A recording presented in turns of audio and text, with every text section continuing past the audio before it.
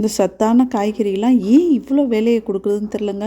சுண்டக்காய், வாழைத்தண்டு, கீரை இதெல்லாம் அதை சுத்தம் பண்ணி கழுவி நறுக்கி அப்பா அதுவே ஒரு வேலை, பெரிய வேலையாக நடக்குதுங்க.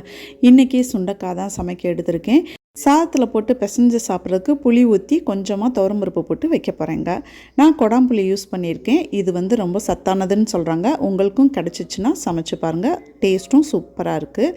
சுண்டைக்காயை நறுக்குன உடனே நம்ம தண்ணியில் போடணும். அது மோர் தண்ணி இல்லை இந்த மாதிரி புளி தண்ணியில் போட்டோம்னா அது கருப்பாகாமல் இருக்குங்க.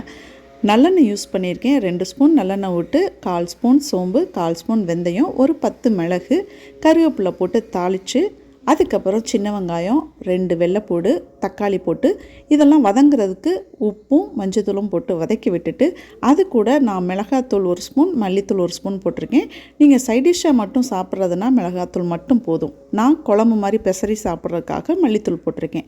அது கூட நம்ம நறுக்கி வச்ச காயை அப்படியே போடலாம். இந்த கொடாம்புளி நம்ம கரைக்க தேவையில்லை, அப்படியே குழம்புல போட்டுடலாம். துவரம்பருப்பு லைட்டாக மொட்டு பருப்பாக வேக வச்சுருக்கேங்க. பருப்பு போடுறதுனால கொஞ்சமாக பெருங்காயம் போட்டுக்கிறோங்க. அதுதான் ரொம்ப நல்லது. இப்போ நம்ம தாளித்து கொதிக்க விட்டதை அந்த பருப்போடு எடுத்து ஊற்றி ஒரு விசிலுக்கு வச்சு இறக்கியிருக்கேங்க.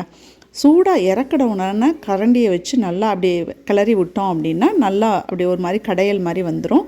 இது சாதத்தில் ஊற்றி பிசைஞ்சு சாப்பிட்லாம். 1 நிமிஷம் கொதிக்க விட்டோம்னா சைட் டிஷ் மாதிரி சாப்பிட்றதுக்கும் ஏற்றதாக கொதிச்சிடும்.